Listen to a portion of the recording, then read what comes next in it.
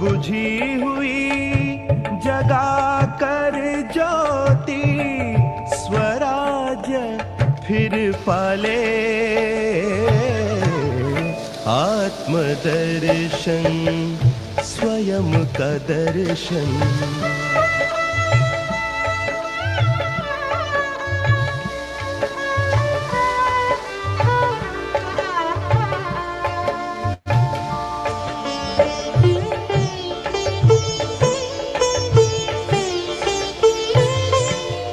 आत्मा राजा कर्म इंद्रियों का, प्रजाए इंद्रिया सारी।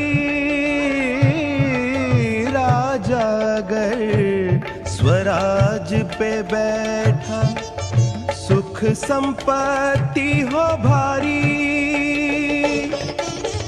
स्वराज की रक्षा कर तू, स्वराज की रक्षा कर तू, स्वयं का पहरा लगा ले।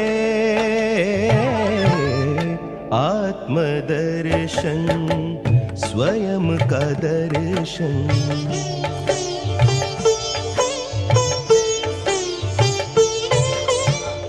तू रथी रथ तन यह तेरा, आगे मन रूपी घोड़ा। पकड़ बुद्धि की लगाम हाथ में, संस्कारों वश दौड़ा। भूला राही अपने पथ को, भूला राही अपने पथ को, स्वदर्शन से पाले। आत्मदर्शन स्वयं का दर्शन। आत्मदर्शन स्वयं का दर्शन। आत्मज्योति जगा ले। बुझी हुई जगा कर ज्योति, स्वराज फिर पाले। आत्मदर्शन स्वयं का दर्शन। आत्मदर्शन स्वयं का दर्शन।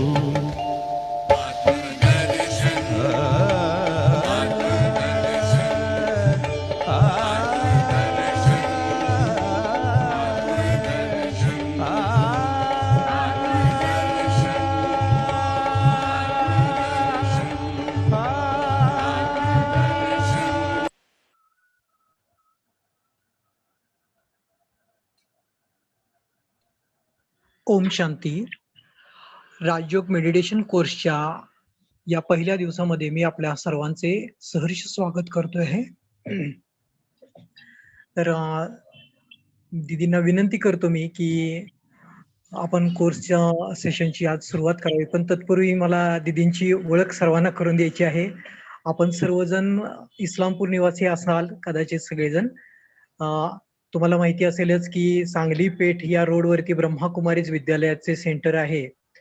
तर या ब्रह्माकुमारीज विद्यालयाच्या इस्लामपूर शाखेच्या शोभा दीदीजी या इन्चार्ज आहेत. त्यांचा गेल्या 35 वर्षापेक्षाही जास्त प्रगाढ या मार्गातली साधना आहे. खूप दिव्य अनुभूतींनी संपूर्ण अशा ह्या दीदी आहेत आणि आपणा सर्वांचे हे खूप मोठे भाग्य आहे की या दीदी आपल्याला आज लाभलेले आहेत या कोर्ससाठी.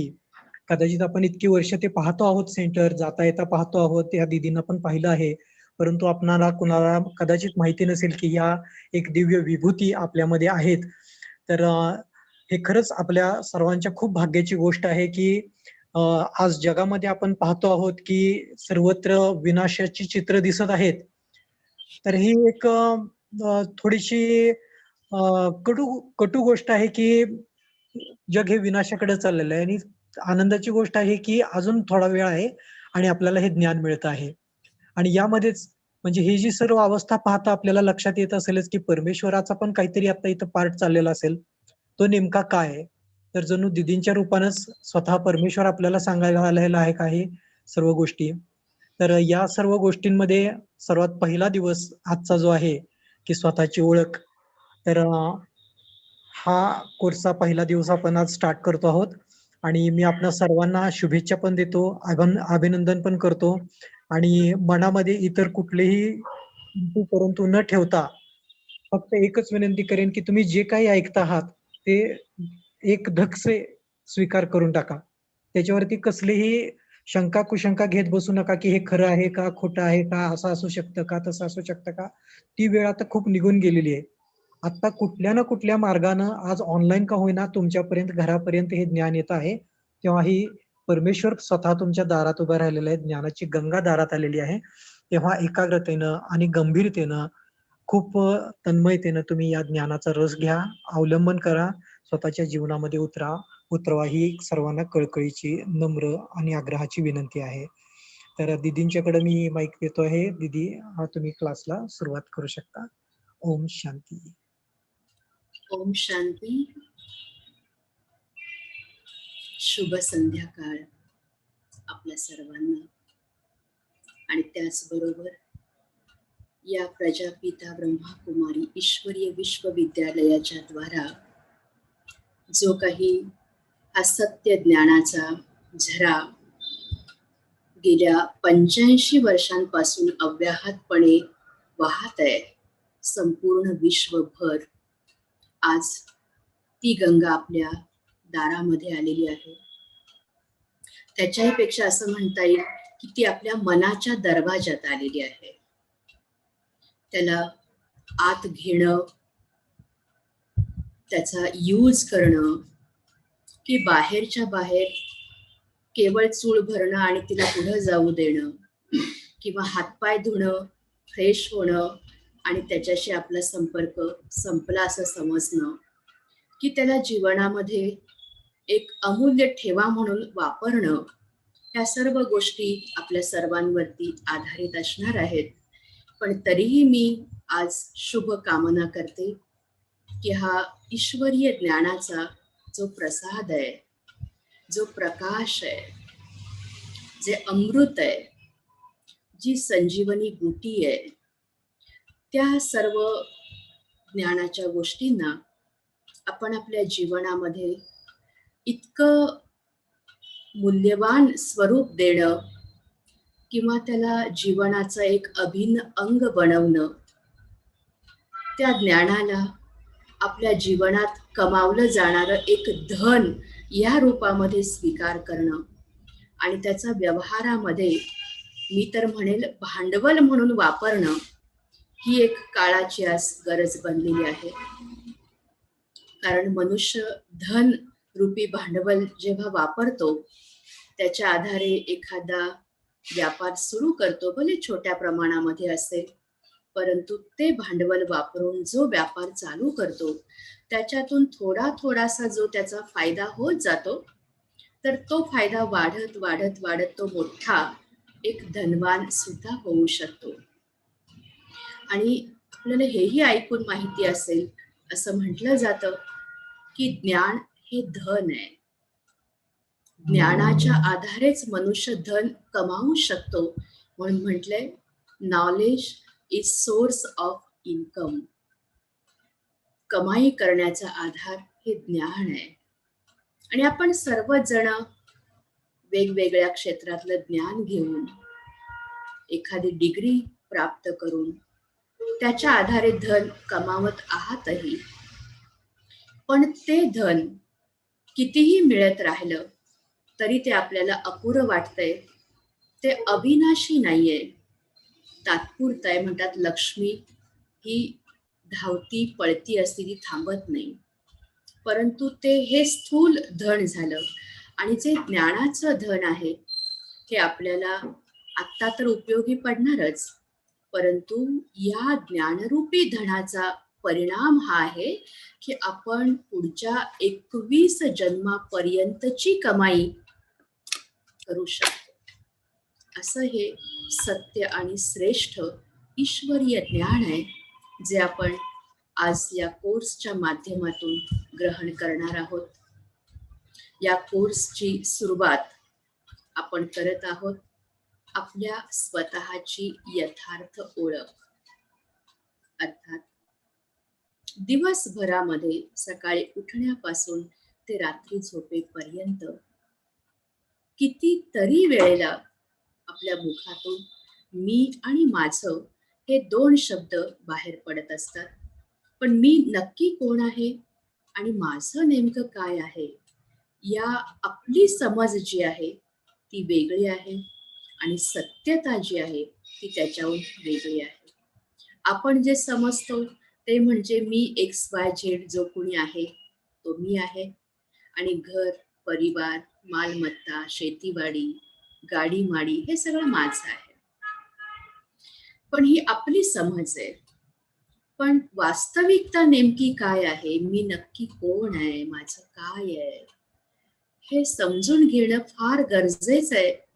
कारण केवळ या एकाच अनभिज्ञतेमुळं देव हा साधारण मानव बनलेला आहे आणि त्याच्याही पुढे आजकाल तर तो दानवी वृत्तीवाला बघायला मिळतोय. त्याचं हे एक कारण आहे की मी कोण या सत्यतेची ओळख जी आहे त्याच्यापासून आपण कोसो दूर आहोत. जे आपण आज पाहणार आहोत एक आपल्या नेहमीच्या अनुभवातली गोष्ट सांगेन की आपल्या आसपास किंवा नातेवाईकांपैकी जर कोणी मृत झालेला आहे त्याची खबर मला मिळालेली आहे की आपण ताबडतोब त्या ठिकाणी पोहोचतो. ज्या ठिकाणी डेड बॉडी ठेवलेली आहे त्याच्या समोर जाऊन अगदी त्याला नमस्कार सुद्धा आपण करतो आणि त्या बॉडीच्या शेजारी जे बसलेले असतील त्यांना हळूच विचारतो आपण की केव्हा गेले. आज सकाळी मंडईतून भाजी घेऊन जाताना मी त्यांना पाहिलेलं होतं. त्यांच्याशी माझी बातचीत सुद्धा झालेली आहे, भेट झालेली आहे. गेले केव्हा. बंधू भगिनींनो, आपल्याला ही गोष्ट विचार करण्यासारखी आहे की ज्या व्यक्तीला आज सकाळी मंडईतून भाजी घेऊन जाताना मी पाहिलं, जवळ जाऊन भेटले, बात केली, त्या व्यक्तीला मी समोर पाहतीये. मात्र त्याच्या शेजारी बसलेल्या नातेवाईकांना विचारते की हे केव्हा गेले. मग गेलं कोण. तो जो कोणी गेलेला आहे तो अर्थात मीचं उत्तर तोच आहे जो तो गेलेला असतो, ज्याच्याविषयी आपण विचारतो केव्हा गेला. दुसरी बात, काही वेळेला असा एखादा दिवस येतो खुशीचा असतो. मान लो आपण ऑफिसमध्ये एखादं चांगलं काम केलेलं आहे आणि त्या कामाचा परिणाम मला ऑफिसच्या वतीनं सन्मान केला जाणार आहे. आणि ही खबर मिळाल्यानंतर आपण जेव्हा दुसऱ्याला सांगतो तेव्हा काय म्हणतो की आज माझं मन खूप खुश आहे, कारण असं आहे. शब्द प्रयोग काय केला, आज माझं मन खूप खुश आहे. मग जर मन माझं आहे तर त्या मनाला माझं असं म्हणणारा मालक कोण आहे. तो जो कोणी आहे तो अर्थात मीच ते उत्तर असेल. आणि म्हणून या मीचा शोध लावणं फार गरजेचं आहे, जे आपल्याला चार्टच्या माध्यमातून सुद्धा बघायला मिळेल. की ज्या चार्ट मध्ये आपल्याला दिसेल, एक समजा आपल्या समोर हड्डी मासाचा पुतळा आहे. कल्पना करा की ज्याच्यामध्ये चैतन्य नाहीये आणि चित्राच्या दुसऱ्या बाजूला एक मनुष्य दिसतोय जो चालता फिरता आहे. त्याच्या सर्व क्रिया चालू आहेत, पण या हड्डी मासाचा जो पुतळा आहे त्याची केवळ हालचाल सुद्धा होऊ शकत नाही. याचं कारण की शरीर जे आहे ते मुळातच अचेतन आहे, ते निर्जीव आहे. पण या अचेतन शरीरामध्ये एक चेतना वास करती, ज्याला आपण आपल्या बोली भाषेमध्ये म्हणतो ज्योत, प्राण. म्हणतात ना काही एखादा गेल्यानंतर की त्याची जीवन ज्योत मालवली, त्याचा प्राण पखेरू उडून गेला. त्याच ज्योतीला आध्यात्मिक भाषेत म्हटलं जातं आत्मा. बंधू भगिनींनो, समजा एक परिवार आहे की ज्या परिवारामध्ये आजोबा आहेत पण आजी नाहीये. त्या आजोबांचा मुलगा आहे पण त्याची पत्नी म्हणजे आई नाहीये. आजी नाहीये, आई नाहीये. आजोबा आहेत, बाप आहे. त्या बापाचा मुलगा आहे परंतु त्याची पत्नी सुद्धा नाहीये. म्हणजे आजी नाही, आई नाही, सून नाही. फक्त त्या परिवारामध्ये आजोबा आहेत, बाप आहे, मुलगा आहे, कदाचित नातू पण असेल, परंतु नारी शक्ती कुणीही नाहीये. तर त्या घराला आपण परिवार म्हणू शकू का? नाही ना. घरामध्ये कुठल्याही रूपामध्ये कन्या असेल, बहीण असेल, पत्नी असेल, आई असेल, आजी असेल, परंतु माता जरूर पाहिजे. माँ के बिगर परिवार नहीं शोभता है. सेम आपलं शरीर जे आहे, डोळे आहेत, नाक आहे, कान आहे, मुख आहे, हात आहे, पाय आहेत, आतली सगळी इंद्रिय आहेत, परंतु आतमध्ये जर मान नसेल, आत्मा नसेल, तर त्या शरीराला सुद्धा केवळ डेड बॉडी म्हणून कब्रिस्तानात त्याला घेऊन जातात. अर्थात या देहामध्ये आतमध्ये जी माँ राहती, जिचं ठिकाण आहे शरीरामध्ये 2 भुवयांच्या मध्यभागी मस्तकाच्या मध्ये, जिथं ती माँ अर्थात आत्मा राहतो, जे की चैतन्य शक्ती आहे. आणि ही आत्माच केवळ या देहाद्वारा, कर्म इंद्रियांच्या द्वारा प्रत्येक काम करून घेत असते, ज्याला आपण म्हणतो मी केलं. मानलं तुम्ही एखाद्या प्रोग्राम मध्ये गेलेले असाल की ज्या कार्यक्रमाला बघण्यासाठी जवळजवळ 500,000 लोक त्या ठिकाणी जमा झालेले आहेत. तुम्ही त्या ठिकाणी गेलात, प्रोग्राम अटेंड केला, तिथून घरी आलात आणि घरी आल्यानंतर तुमच्या सोबत जो कार्यक्रमामध्ये मित्र होता, त्या मित्राने जर तिसऱ्याला सांगितलं काय आजच्या प्रोग्राम मध्ये 100-200 लोक असतील, असं जर बोलला, तर तुम्ही कॉन्फिडंटली आत्मविश्वासानं सांगताय की काय बोलतो दादा तू, मी माझ्या डोळ्यांनी बघितले, कमीत कमी 500 ते 1000 लोक नक्कीच असली पाहिजे. शब्द प्रयोग काय केलाय बघा, मी माझ्या डोळ्यांनी पाहिलंय की इतकं पब्लिक होतं. मी माझ्या डोळ्यांनी पाहिलंय, डोळे माझे आहेत, पण पाहिलं कोणी? मी. अर्थात जी मस्तकामध्ये विराजित आत्मा आहे, जी मालक आहे, तिने या डोळ्यांच्या द्वारा किंवा या डोळ्यांच्या खिडकीच्या द्वारा ती या सृष्टीला पाहण्याचं काम करते. कानाने ऐकलं असेल तरी सुद्धा आपण म्हणतो मी माझ्या कानाने ऐकलेलं आहे, की ते असं नव्हते बोललेले, त्यांनी असं सांगितलं होतं, तुम्ही थोडं आपल्या मनाचं ऍड करताय. म्हणजे मी माझ्या कानाने ऐकलं, अर्थात कान माझे आहेत, पण ऐकलं आत्म्याने. आणि म्हणून या डेड बॉडीला सगळी इंद्रिय आहेत, परंतु कुठलंही इंद्रिय काम करू शकत नाही, कारण शरीर अचेतन आहे, चैतन्य आत्मा आहे, जी काम करून घेण्याचं काम करते. आणि म्हणून ते मी काम केलं असं म्हणतो. आणि त्याच्याबरोबर एक जाणून घेण्याची ही गोष्ट आहे की कर्म जर आत्मा करवती तर निश्चितच त्याचं फळ जे आहे, कर्माच्या क्वालिटी अनुसार, चाहे सुख चाहे दुःख, कर्म चांगलं केलं असेल, सुख देणारं कर्म करवलं असेल, तर त्याचं रिटर्न फळ आहे सुख, प्रालब्ध, खुशी. चुकीचं काम जर केलं असेल, दुःखदायी काम केलं असेल, तर ते काम आपल्याला प्रायश्चित्त करायला लावतं, दुःखी बनवतं. तर हे कोण भोगतं सुख दुःख? हे शरीर नाही भोगत, आत्मा शरीराच्या द्वारा भोगतो. तुम्ही म्हणाल हे कसं शक्य आहे? तर आपण एक छोटंसं घरेलू उदाहरण बघूया. एक कुणीतरी अगरबत्ती पेटवून खोवून ठेवलेली आहे. जिथून मी पास होताना माझ्या हाताला टच झालं आणि त्याचा थोडासा शेक लागला मला.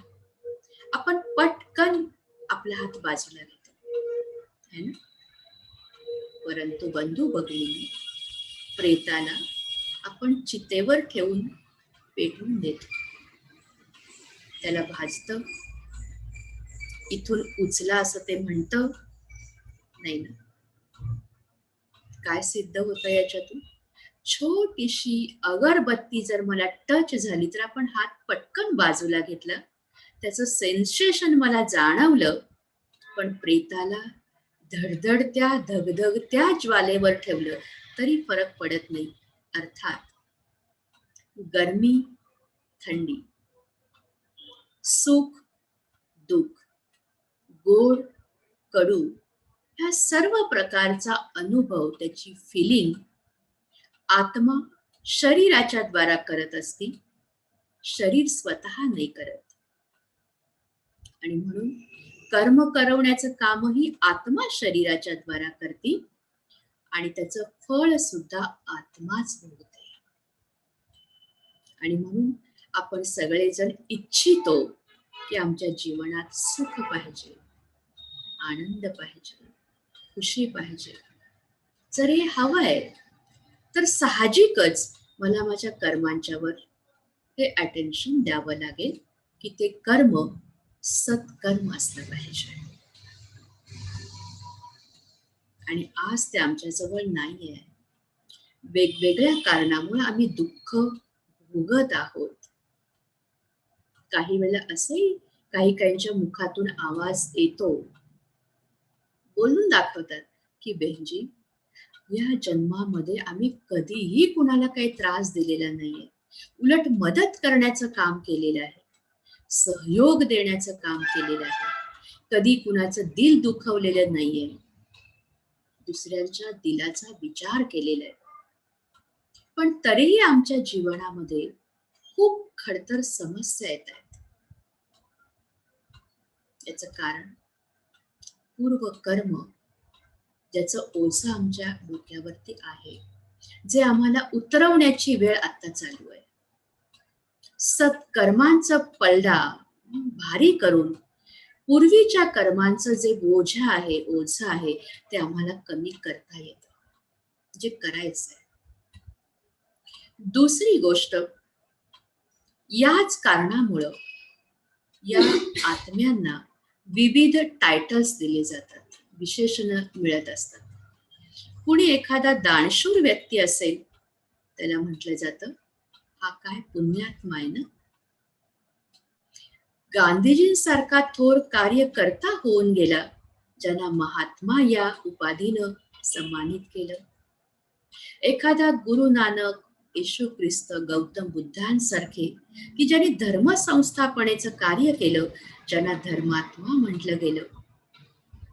आजच्या जमान्यातला कुणी एखादा खुनी, दरोडेखोर जर असेल, तर त्याला म्हटलं जातं हा पापात्मा आहे.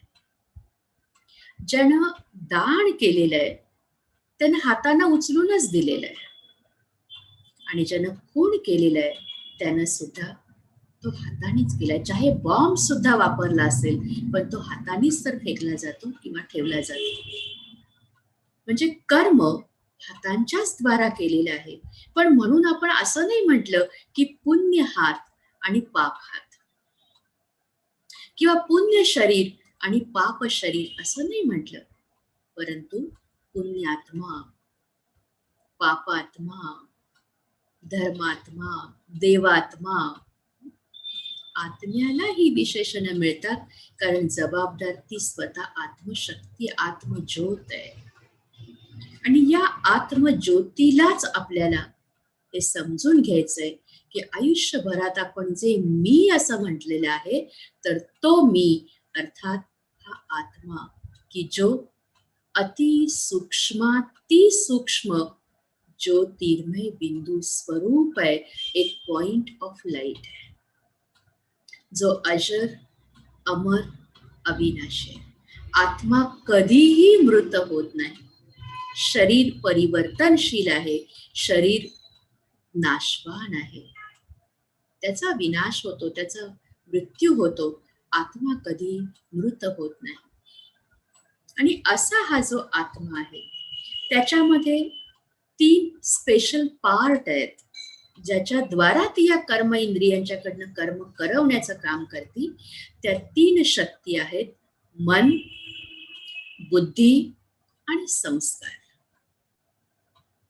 याच्यामध्ये मनाचं जे काम आहे, तर ते आहे विचार करणं. ज्या मनामध्ये अविरत विचारांचं निर्माण होत असतं, ज्याच्यामध्ये 4 प्रकार आहेत. विचारांचा एक पहिला प्रकार आहे, जो इन जनरल आणि मेजॉरिटी आपल्याला बघायला मिळतो. तो त्याची प्रकार आहे नकारात्मक विचार, निगेटिव्ह थिंकिंग. कशाला समजायचं आपण की माझ्या मनात नकारात्मक विचार येतात का, कसं ठरवणार आपण? तर नकारात्मक विचार याचा अर्थ आहे ज्याच्यामध्ये विकृतींचा भाग समाविष्ट असतो.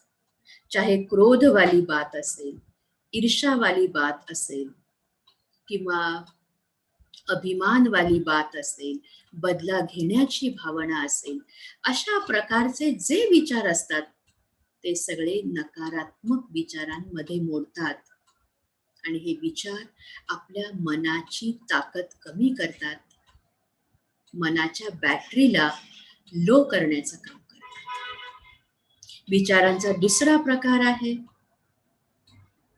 वेस्ट थॉट, अनावश्यक विचार. भूतकाळात एखादी काहीतरी घटना आपल्या जीवनात घडलेली असती, कुठंतरी बघितलेली असती, ज्याची भीती आपल्या मनामध्ये बसलेली असती, किंवा त्याचं दुःख आपण अनुभवलेलं असतं.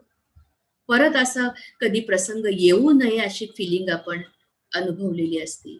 आणि अशा घटना जेव्हा याद येतात, आठवतात, ते विचार चालतात मनामध्ये, तेव्हा मन बोशील होतं, भारी होतं. आणि याच्यामुळं मन या वेस्ट विचारांच्या मुळे त्याचं वेट वाढतं, भारी भारी वाटतं. विचारांचा तिसरा प्रकार आहे साधारण विचार, नेसेसरी थॉट, जे रोजचेच आपले आहेत. सकाळी मी इतक्या वाजता उठले तर आता मला स्नान करायचंय, चहा घ्यायचाय, देवपूजा करायचीय, सगळं आवरायचंय, ऑफिसला जायचंय. हे रोजचं ठरलेलंच माझं रुटीन आहे. पण तेच विचार मनामध्ये पुन्हा पुन्हा जागे होत असतात, जे आहेत साधारण विचार. याचा परिणाम जर बघितला तर नो प्रॉफिट, नो लॉस, न फायदा, न याचं काही नुकसान होतं. आणि विचारांचा चौथा जो प्रकार आहे तो आहे सकारात्मक विचार, जे फार कमी असतात. सकारात्मक विचार आपण त्याला म्हणू शकतो ज्याच्यामध्ये गुणांचा आणि शक्तींचा समावेश आहे, ज्याच्यामध्ये शांती असेल, धीरजता असेल, निर्भयता असेल, खुशी असेल, उमंग उत्साह असेल, आत्मविश्वास असेल, विनम्रता असेल. जी त्या विचारांच्या मध्ये समाविष्ट आहे ते सगळे विचार सकारात्मक विचार आहेत. आणि हे सकारात्मक विचार आपल्या मनाची शक्ती वाढवण्याचं काम करतात, मनाची बॅटरी रिजनरेट करण्याचं काम करतात, ज्याच्यावर आपल्याला अटेन्शन देण्याची अत्यंत गरज आहे. कारण संकल्प सुद्धा एक फार मोठं धन आहे. असं म्हटलंही गेलेलं आहे की आप जो सोचोगे आप वैसे ही बनोगे. तुम्ही जशा प्रकारचे विचार मनामध्ये नेहमी करत राहता तुमचं व्यक्तिमत्व तशाच प्रकारचं बनतं. आणि म्हणून आम्हाला गरजेचं आहे सकारात्मक विचार करणं. सकारात्मकता असू द्या, शुद्धता असू द्या, शुभ विचार असू द्या आणि शक्तिशाली विचार असू द्या, ताकदवाले विचार असू द्या, की जे आपल्या कर्मामध्ये सफलता देण्याचं काम करतात. पण जे विचार मनामध्ये चालतात ते सर्वच विचार आपण कधी कर्मामध्ये उतरवत नाही, कृतीमध्ये नाही आणत. पण ते काम करायचं किंवा नाही करायचं विचार तर आहे, पण काय करूया, करूया की नको याचा विचार पुन्हा बुद्धीमध्ये त्याचं प्रक्रिया चालतील. मी करणं गरजेचं आहे का, की नाही केलं तरी पण काही नुकसान नाही होणार. मी स्वतः केलं पाहिजे की कुणावर सोपवून दिलं तरी चालण्यासारखं आहे. आजच्या आज ताबडतोब केलं पाहिजे की 4-8 दिवसांनी केलं तरी पण काही हरकत नाहीये. असं चहूबाजूनी विचार करून निर्णय देण्याचं काम बुद्धी करत असते. जजमेंट पॉवर ज्याला म्हटलेलं आहे. आणि मग बुद्धीचा जो निर्णय मिळतो ते आपण कृतीमध्ये आणतो. आणि एक अशी कृती वारंवार जर आम्ही करत राहिलो तर तो आमचा संस्कार बनतो. आणि हे एक सायकल आहे. आपले जे संस्कार बनलेले आहेत, एक उदाहरणच आपण बघूया की मी रोज पहाटे 5 वाजता उठते. वर्षानुवर्ष माझा हा संस्कार आहे. रात्री झोपायला किती उशीर झाला तरी ठीक 5 वाजता मला जाग येणारच. या संस्कार अनुसार मला जाग आलेली आहे. जाग आली की उठण्याचा मनामध्ये विचार येतो. आता मनात विचार आलेला आहे उठण्याचा, तरीही आपण ताबडतोब नाही उठत. बुद्धी परत त्याच्यावर ऍक्शन घेते की हा वेळ तर आपल्या उठण्याची झालेली आहे. अगदी 2-3 मिनिटच शिल्लक आहेत 5 वाजायला, म्हणजे उठलं पाहिजे. परंतु आज सुट्टीचा दिवस आहे, रविवार, काही फार पळापळीची गरज नाहीये, रिलॅक्स आहे. त्यामुळे आपण आज आणखीन अर्धा तास आराम करूया, झोपूया. आणि तो व्यक्ती चाहे झोप नाही जरी लागली तरी तो साईड बदलतो आणि पडून राहतो. बरोबर आहे. विचार करण्याची बात आहे. संस्कार अनुसार जाग आली. जाग आल्यानंतर उठण्याचा विचार मनामध्ये आला. विचार आल्यानंतर बुद्धीनं त्याच्यावरती निर्णय दिला आणि त्या निर्णय अनुसार आपण अर्धा तास पुन्हा पडून राहिलो. संस्कार. तर हे मनबुद्धी संस्कारांचं सायकल दिवसभराच्या प्रत्येक कर्मामध्ये चाललेलं असतं. आणि यांच्या थ्रू कर्म इंद्रियांना आदेश दिले जातात. जे बाह्य इंद्रिय, डोळे, कान, नाक, हात, पाय यांना आदेश दिले जातात आणि मग ते कर्मचारी या रूपामध्ये ते कर्म करतात. परंतु कर्म जरी कर्म इंद्रियांनी केलं असेल तरी त्याच्या पाठीमाग कार्यरत असणारी शक्ती जी आत्मा आहे त्यालाच त्या कर्माचं फळ मिळत असतं, भोगावं लागत असतं. आणि म्हणून आम्हाला सुखमय जीवन बनवण्यासाठी आंतरिक शक्ती जी आहे आत्मज्योत त्याच्या शुद्धीकरणाची गरज आहे. अर्थात मनाला प्रथम परिवर्तित करणं, संकल्पांच्या मध्ये परिवर्तन करणं ही गरजेची बाब बनलेली आहे. मग हे सकारात्मक विचार कुठून मिळणार? बाहेर तर अशी ठिकाणं कुठेही आपल्याला दिसत नाहीत. अगदी मंदिर आश्रमामध्ये जरी गेलो आपण तरी तिथं सुद्धा आम्ही आमचे घरचे प्रापंचिक प्रॉब्लेम घेऊनच जात असतो. मन आमचं ते भरलेलंच असतंय त्या सगळ्या विचारांनी, तर तिथलं आपण आत काय घेऊ शकणार? उलट आपलेच व्हायब्रेशन नकारात्मक तिथं पसरवण्याचं आपण काम करतो. तर अशा या वातावरणामध्ये आध्यात्मिक ज्ञान हे एक श्रेष्ठ संकल्पांचा प्रवाह आहे. हे ज्ञान तुमच्या मनाला योग्य ती दिशा देणारं ज्ञान आहे, जे तुम्ही तुमच्या कर्मक्षेत्रावर सुद्धा त्याचा अभ्यास करू शकता. असं हे ज्ञान. या ज्ञानाची आणखीन एक खूप महत्वाची बात ही आहे समजून घेण्याची, की जो मी आपण म्हटलं आत्मा आहे आणि माझं हे शरीर, इंद्रिय.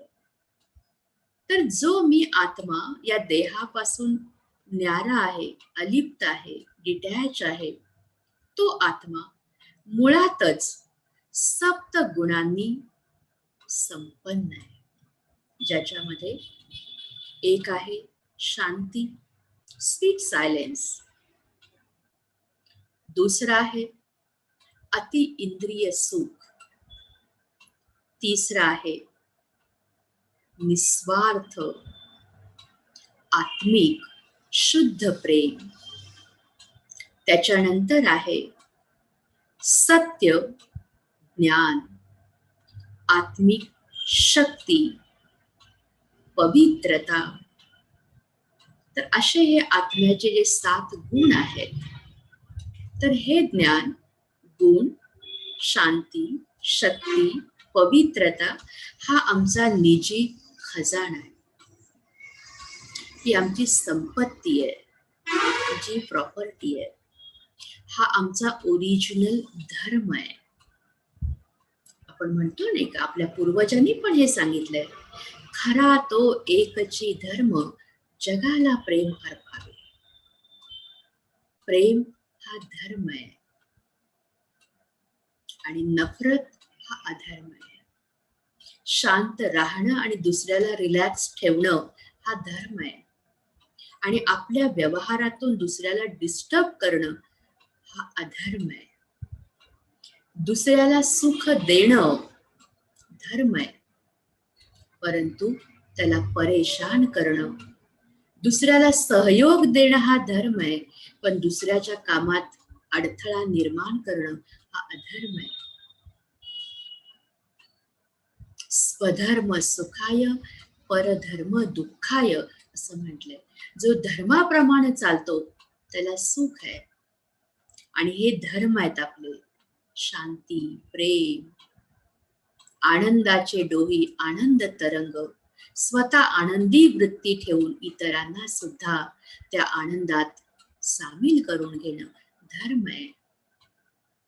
तर या गुणांना मला आपल्या स्वतःमध्ये भरायचंय.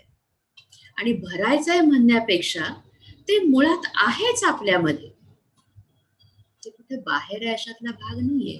तुम्ही बघा कुठेही बाहेर जाऊन की कुठे शांती मिळते का, जे की तुम्ही आतून खूप डिस्टर्ब आहात, स्ट्रेस मध्ये आहात, परेशान आहात, तुम्हाला घरात बसणं ठीक वाटेना, कुणाशी भेटणं बोलणं ठीक वाटेना, झोप येईना, अशी तुमची मनाची अवस्था आहे आणि तुम्हाला शांतीची अनुभूतीची गरज आहे. तुम्ही कुठंही जा, मंदिरात जा, कुठल्या जंगलात जा, कुठल्या बागेत जा, कुठल्या मित्रांकडे जा, कुठेही तुमचं मन हा अनुभव करणार नाही की इथं आपल्याला शांती मिळाली. कारण शांती बाहेर नाहीये, ती आतमध्येच खजाने आहेत. आपल्या अंतर जगत मध्ये हे सर्व या गोष्टींच्या खाणी आहेत. खर तर त्या खाणी खोदायच्या आहेत आपल्या स्वतःला, तर त्याच्यातून हा सगळा माल आपल्याला मिळत जाईल. आणि मग हा माल आपण व्यवहारात वापरणं एक भांडवल या रूपामध्ये. आणि जेव्हा भांडवल वापरून व्यापार करायला लागतो, निश्चितच त्याच्यामध्ये आपल्याला फायदा मिळतो. आहे ती मुद्दल वाढत जाते. तर अशा पद्धतीने आपल्याला एक सद्गुणांचं धन जे आहे ते वाढवायचं आहे. आणि अशी ही गुणांनी संपन्न जी आत्मा आहे ती इथं काय करतीये, आलीये कुठून? तर वास्तविक आपण इथं या धरतीवरती, या सृष्टीवरती जी की विविधतेनं नटलेली एक नाटकाची स्टेज, एक रंगमंच आहे. आणि या रंगमंचावर आपण प्रत्येक जण चैतन्य आत्मा देहरूपी ड्रेस परिधान करून या नाटकात पार्ट प्ले करत आहोत. शरीर एक गाडीप्रमाणे पण आहे की ज्याचा चालक हा स्वतः आत्मा आहे. गाडी कितीही किमती असू द्या, किती आलिशान असू द्या, पण ड्रायव्हर शिवाय ती नाही चालू शकत. तसं शरीर कितीही सुंदर असेल, कितीही मजबूत पेहलवानाचं शरीर असेल, पण त्याच्या आतमध्ये आत्मा ड्रायव्हर जो बसलेला आहे तोच त्या गाडीला चालवण्याचं काम करत आहे. आपलं शरीर जे आहे, आपण म्हणूया एक डिब्बी आहे आणि आत्मा त्याच्यामध्ये एक हिरा आहे. किंवा शरीर एक आलिशान पवित्र मंदिर आहे आणि आत्मा त्याच्यामधली चैतन्य मूर्ती आहे.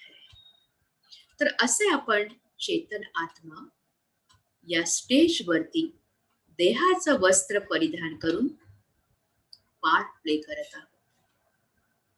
ज्या वेळेला मान लो आपला पार्ट, आपला रोल कंप्लीट झालेला आहे, तर तो ऍक्टर काय करणार? आपण नाटक, पिक्चर पण बघतो की ज्याच्यामध्ये स्टेजवर असणारे अनेक ऍक्टर्स पैकी जर एखाद्याला कोणीतरी सरळ सरळ शूट केलेलं आहे, मारलेलं आहे, तर तेव्हा काय करतात बाकीचे ऍक्टर्स? त्याला उचलतात आणि स्टेजच्या पाठीमागे निघून जातात. पाठीमागे गेल्यानंतर जो स्टेजवर मेलेला ऍक्टर होता तो स्टेजच्या मागे गेला की उठून उभा राहतो, ड्रेस उतरवतो, दुसरा ड्रेस चढवतो आणि परत स्टेजवर तो येतो, ज्याला आपण म्हणतो डबल रोल, ट्रिपल रोल. कारण त्याचा मृत्यू फक्त स्टेज पुरताच होता, तो मेलेला नव्हता. त्यानं फक्त ड्रेस बदलला आणि पुन्हा स्टेजवर आलेला आहे. बंधू भगिनींनो, आपण हेच करत आहोत या सृष्टीच्या स्टेजवर. आत्मा ऍक्टर आहे, शरीर ड्रेस आहे. ज्या वेळेला आत्म्याचा एक रोल कंप्लीट होतो तेव्हा तो ते शरीर रूपी वस्त्र त्यागतो, सोडतो, ज्याला आपण म्हणतो मृत्यू. आणि तो आत्मारूपी ऍक्टर पुन्हा छोट्या बाळाच्या रूपामध्ये दुसरा पार्ट प्ले करण्यासाठी परत येत असतो, ज्याला आपण जन्म असं म्हणतो. म्हणून जन्म आणि मृत्यू या दोन घटना फार मोठी काही वेगळी बात नाहीये. केवळ पुराण वस्त्र सोडणं आणि नवीन वस्त्र परिधान करणं इथं पर्यंतच आहे, त्याच्या पलीकडे काही नाही. आणि म्हणून मी खास आवर्जून सांगू इच्छिते की जर कोणी शरीराचा त्याग केला तर आम्हाला शोक करण्याची गरज नाही. उलट शोक करणं म्हणजे त्या गेलेल्या आत्म्याला त्रास दिल्याप्रमाणे, दुःख दिल्याप्रमाणे.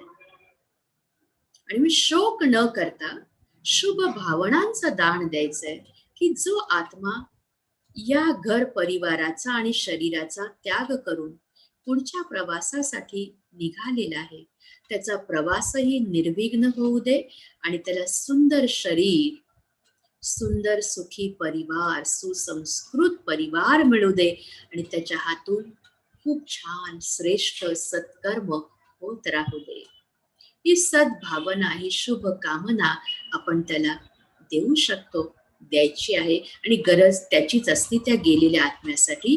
त्याला रडणं पसंत नसतं, परंतु आपल्या सद्भावना त्याला हव्या, अन्यथा त्याच्या मार्गात अडथळा निर्माण होऊ शकतो आपल्या शोक करण्यामुळे. तर असा हा जो अविनाशी, अमर, अजर जो आत्मा आहे, जो या ठिकाणी जस्ट ऍक्टर म्हणून पार्ट प्ले करत आहे, तर मग त्याचं मूळ घर कोणतं? जर स्टेज आहे ही सृष्टी माझ्यासाठी, तर माझं घर कोणतं? तर आपण फक्त ऐकून आहोत की आपण वरून आलेले आहोत आणि एक ना एक दिवस पुन्हा परत आपल्याला वरती जायचं आहे. चाहे या नभी चाहे तो भी जाना पडता है. मग आता वरती आपण राहत होतो, जिथून आलेले आहोत, पुन्हा वरती जाणार आहोत, हे कुणीही सांगितलेलं नाही की वरती म्हणजे नक्की आम्ही कुठंपर्यंत जाणार आहोत. आकाश तत्वाच्या पलीकडे तर आपली बुद्धी गेलेली नाहीये. चंद्रा मंगळापर्यंत सायन्स पोहोचलेलं आहे, पण त्याच्याही पलीकडं या पंचतत्वांच्या पार वरती एक असं 6वं तत्व आहे, ज्याला ब्रह्मांड म्हटलंय, परलोक म्हटलंय, शांतीधाम म्हटलंय, मुक्तीधाम म्हटलेलं आहे. तर असं हे धाम की ज्या ठिकाणी केवळ लाल सुनहेरा प्रकाश पाहायला मिळतो, ज्या ठिकाणी केवळ शांती ही शांतीचं साम्राज्य आहे, पावित्र्य आहे वातावरणामध्ये, की जिथं आत्मा आपल्या मूळ स्वरूपात अर्थात बिंदू स्वरूपामध्ये, ज्योतिर्बिंदू स्वरूपामध्ये, एका पॉइंटच्या रूपामध्ये वास्तव्य करतो, जिथं देह नाहीये, त्यामुळे सुख दुःख सुद्धा इथं नाहीये, त्यात मुक्त आहे आत्मा, म्हणून मुक्तीधाम. तिथं आपल्या मूळ ज्योतिर्बिंदू स्वरूपात आहे, त्यामुळे त्याला ज्योतींचा देश असंही म्हटलेलं आहे. किंवा आपण जिथं राहतो, जी खाली पृथ्वी दाखवलेली आहे, आत्मा शरीराच्या सोबत राहती, विचार चालतात मनामध्ये, कम्युनिकेशनसाठी आपण बातचीत करतो, बोलणं चालतं, कर्मही करत आहोत, सुख दुःखाचं फळही भोगत आहोत, ज्याला कर्मक्षेत्र असंही म्हटलं जातं. आणि त्या सृष्टीच्या पार पलीकडं आकाश तत्वाच्याही पार वरती मध्ये पण एक लाईटचा लेअर दिसतो, ज्याला सूक्ष्म लोक म्हटलंय, जिथं शरीर जरूर आहे परंतु हड्डी मांसाचं नाहीये, पण लाईटची सूक्ष्म काया आहे, जिथं इशाऱ्यांवर दुनिया चालती.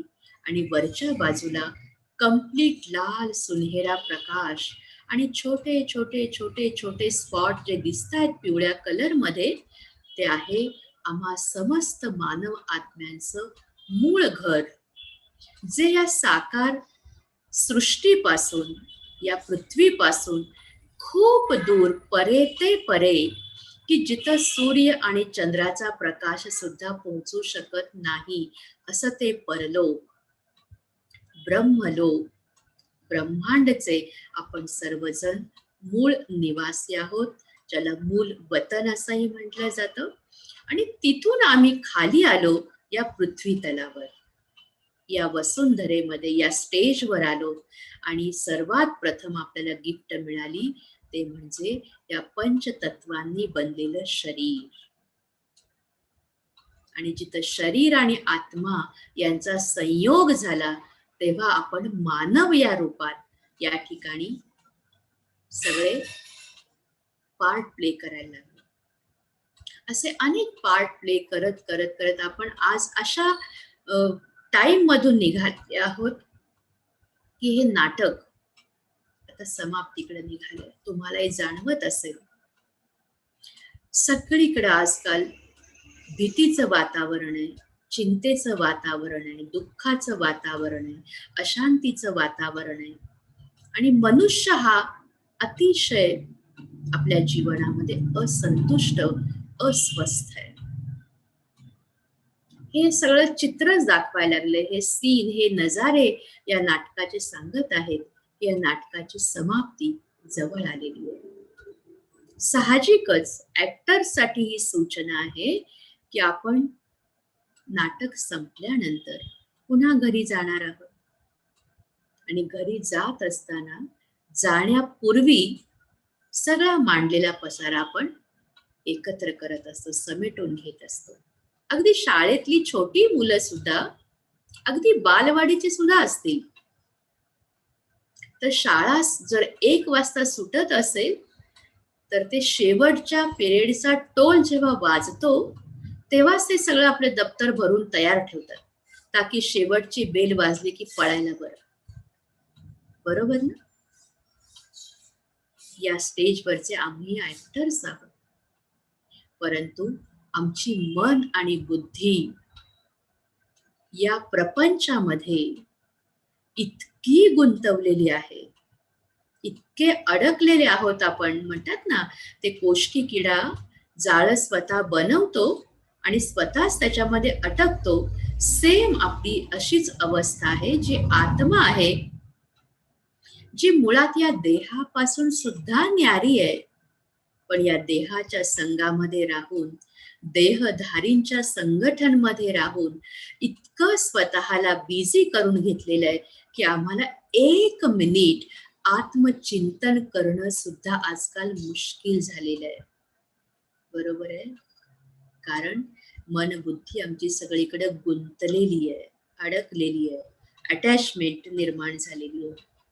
तर ती सगळ्यातनं काढून घ्यायची आणि स्वतःलाही स्मृती करवून द्यायची की मी या स्टेजवरचा एक बेस्ट ऍक्टर आहे, बेस्ट ऍक्टर आहे, हिरो ऍक्टर आहे. मला नाटकामधला जो रोल मिळालाय तो अतिशय प्रामाणिकपणानं, इमानदारीनं, प्रेमानं, मनपूर्वक आणि पूर्वीपेक्षाही चांगल्या पद्धतीनं प्ले करायचंय.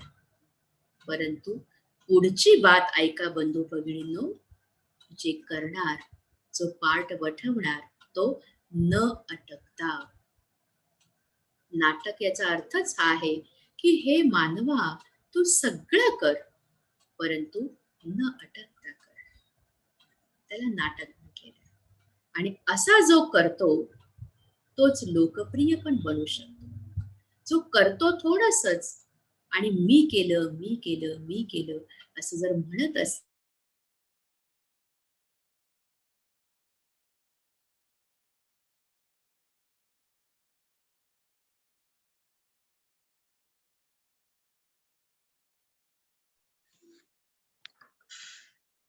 दीदी आवाज येत नाहीये तुमचा.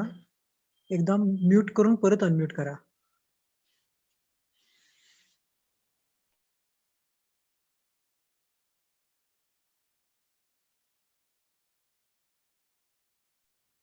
ओम शांती दीदी, आवाज तुमचा बंद झालेला आहे.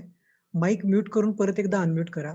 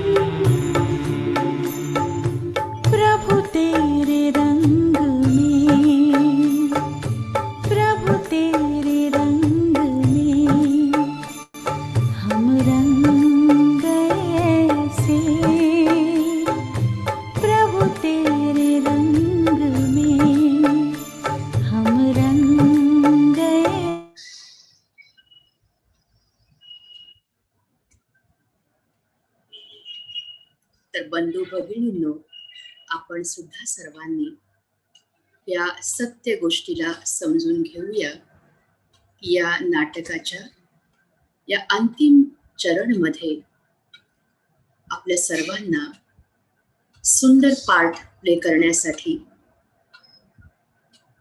नाटकाची स्मृती ठेवूया की सर्व काही करत असताना कुठेही न अटकता मला आपला पार्ट प्ले करायचा आहे.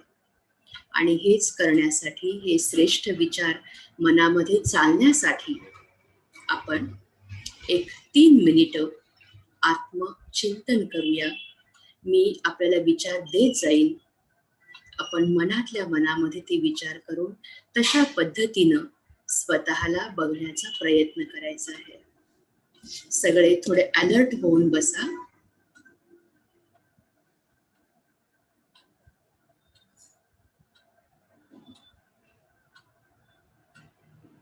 आणि जे विचार आपल्याला मिळतील त्या विचारांमध्ये स्वतःला अनुभव करायचा आहे. सर्वप्रथम आपलं ध्यान आपल्याच मस्तकामध्ये 2 भुवयांच्या मध्ये केंद्रित करा आणि पाहण्याचा प्रयत्न करा की एक अति सूक्ष्म चमकणारा सितारा जो या देहाचा मालिक आहे, आत्मज्योतीच्या रूपात. मी जो म्हणतो नेहमी, तो मी या कर्म इंद्रियांचा राजा आत्मा आहे. या विशाल सृष्टीवरती या देहाचं वस्त्र परिधान करून मी पार्ट प्ले करत आहे. स्वतःला स्मृती करून की मी एक विशेष आत्मा आहे, श्रेष्ठ आत्मा आहे, बेस्ट ऍक्टर आहे.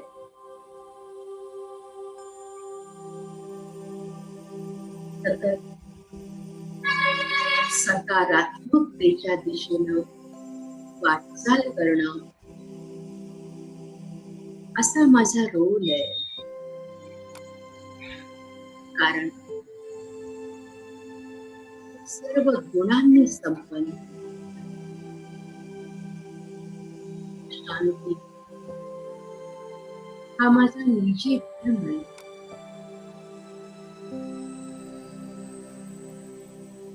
शांती माझा खजाना आहे.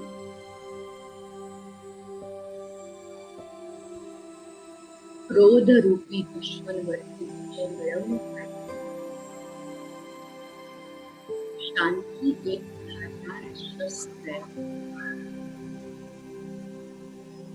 गरम दान नरम करण्याचे शस्त्र आहे.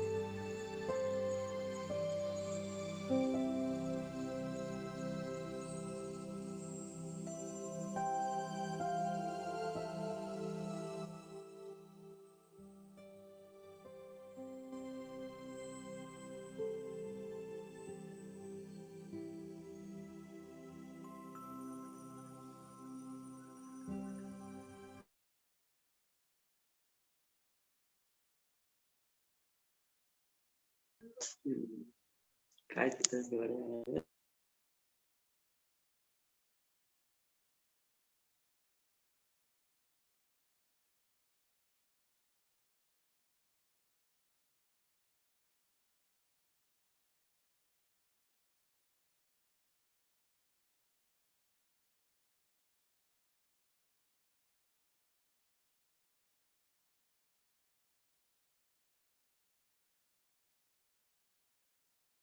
शांति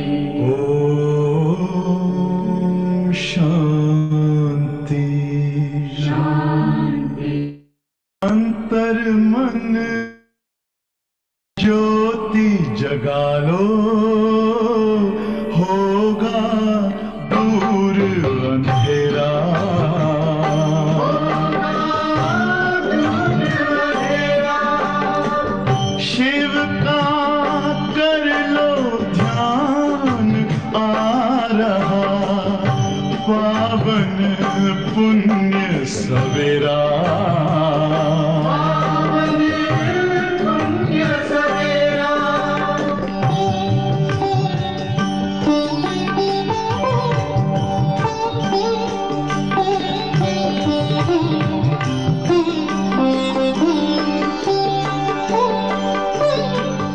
तुम हो कौन, कहाँ से आए, अपने आप को जानो, राजयोग के द्वारा अपना परम पिता पहचानो, इसी राजपथ पर चलकर तुम पालो अपना बसेरा।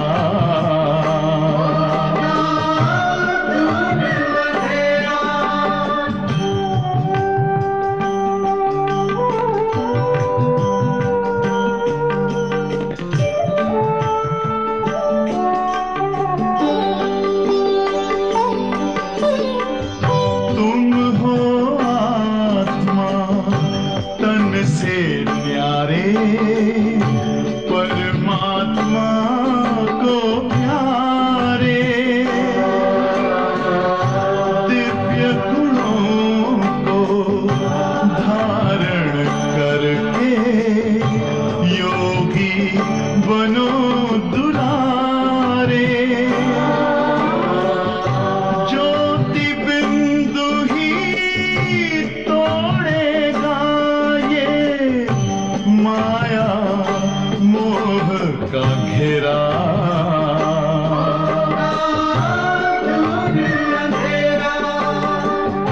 अंतर मन में ज्योति जगा लो, होगा दूर अंधेरा।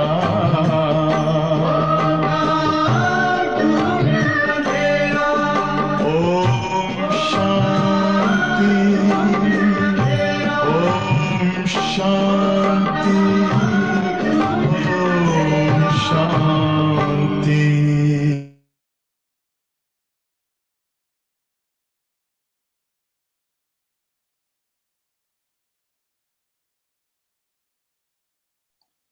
दीदी माईक तुमचा अनम्यूट करा.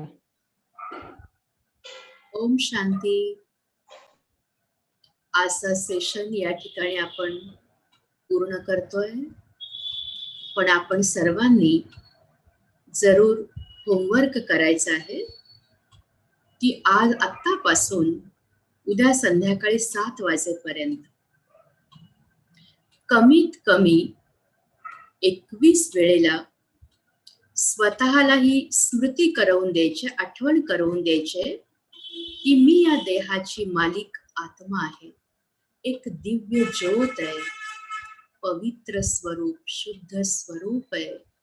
माझ्यातून शांतीचे व्हायब्रेशन्स निघतायत आणि ते पूर्ण वातावरणामध्ये पसरतायत. या आत्म्याची स्मृती कमीत कमी 21 वेळेला अवश्य करायची आहे. आणि जे आपलं घर आहे, आपण बघितलं शांतीधाम, परमधाम, जे या पंचतत्वांच्या पार वरती आहे, तर तिथून आपण खाली एक स्टार प्रमाणे येत आहोत किंवा जात आहोत, असा सुद्धा थोडासा आपण अभ्यास करण्याचा जरूर प्रयत्न करा. बाकी उद्या आपण पुन्हा भेटूया ठीक 7 वाजता संध्याकाळी. ओम